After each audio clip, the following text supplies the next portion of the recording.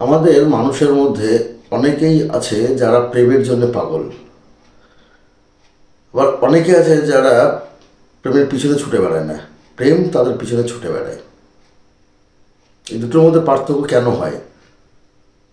তুমিও মানুষ, সেও মানুষ। তাহলে তুমি যখন প্রেমের জন্য পাগল হয়ে কাউকে ভালোবাসার জন্য ছুটে বেড়াচ্ছ, তার পিছন পিছন দৌড়ে বেড়াচ্ছ, অথচ ঠিক অন্য প্রান্তে আরেকজন ব্যক্তি যার পিছনে পাগলের মতো অন্য একজন ঘুরে বেড়াচ্ছে, অথচ সেটাকে সে পাত্তা দিচ্ছে না। এগুলো কেন হয়? তো আমাদের এই বিষয়গুলো জানতে গেলে অবশ্যই কিছু জিনিস আগে জানতে হবে। আমাদের মধ্যে 85% মানুষ হচ্ছে যারা প্রেমের জন্য পাগল, পিছন পিছন ঘুরে বেড়ানোর জন্য পাগল তারা। বাকি 10% হচ্ছে যারা প্রেমে ধোকা খেয়ে বা ছ্যাঁকা খেয়ে চুপচাপ শুয়ে পড়ে নিজের মতো করে, পুরো জগৎ থেকে বেরিয়ে যায় তারা। আর বাকি 5% হচ্ছে কি, যারা প্রেম পেলো কি না পেলো ডাজ নট ম্যাটার, তার ক্যারিয়ার দিকে তারা ফোকাস করে ফেলে। কি হারিয়েছে তার হিসাব তারা রাখে না, তারা তাদের আগামী দিনগুলোকে আরও উজ্জ্বল করার চেষ্টা করে। এর ফলে কি হয়, তারা আরও বেরিয়ে যায়। এই 5% যে ব্যক্তি যারা থাকে, তারা কিন্তু জীবনে সবসময়ের জন্য উন্নতির পথটা খুঁজে নেয় তারা। কিন্তু বেশিরভাগ ক্ষেত্রে এরকমটা হয়, আমাদের 85% যারা থাকে, যারা প্রেমের জন্য প্রত্যেকের পিছন পিছন ছুটে বেড়ায়, আলটিমেটলি তাদেরকে কিন্তু সবাই পাত্তা দিতে চায় না। এদের জীবনে ভালোবাসা একটা ঘাটতি থেকে যায়, সেই ঘাটতিটা পূরণ করার চেষ্টা বারবার এরা করতে থাকে। এর ফলে কি হয়, এদের সামনে যে মানুষটা এদের বুঝে যায় তাড়াতাড়ি। এর ফলে কি হয়, সামনে যে ব্যক্তিটা থাকে সে তাদেরকে পাত্তা কম দেয়, তার ওয়েট লস হয়ে যায়। তার ফলে কি হয়, সমাজে সে চুপ্ত হয়ে যায় লাইন থেকে। অনেক চেষ্টা করে সে যে এইগুলো থেকে কি করে সে বেরোবে, বাট আলটিমেটলি কী হয়, সে পায় না।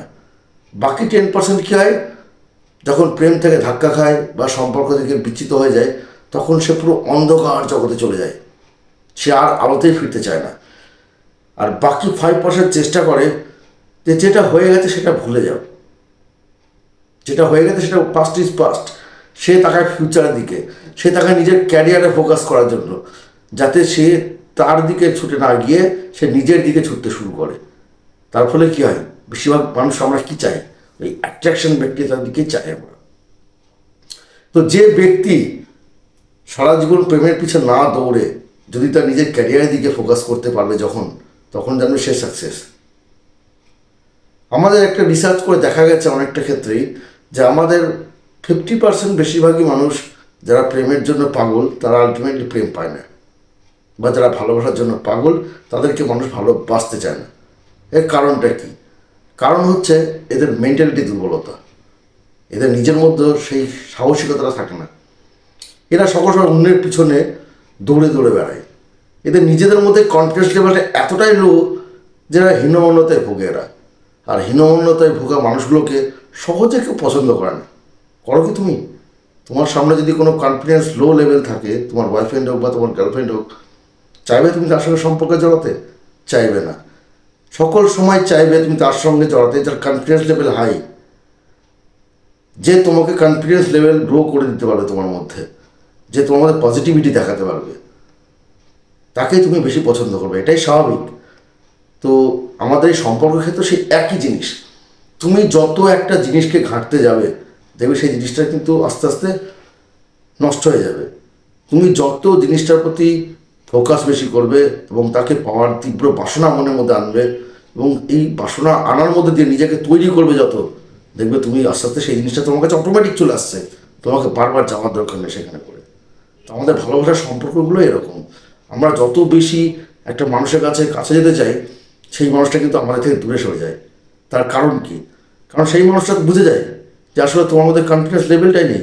তুমি বারবার কিছু না করে সরি বলে যাচ্ছ, বারবার কিছু না করে তার সব কিছু মেনে নিচ্ছ, তখন সে বুঝে যায় যে আসলে তোমার পার্সোনালিটি বলে কিছু নেই।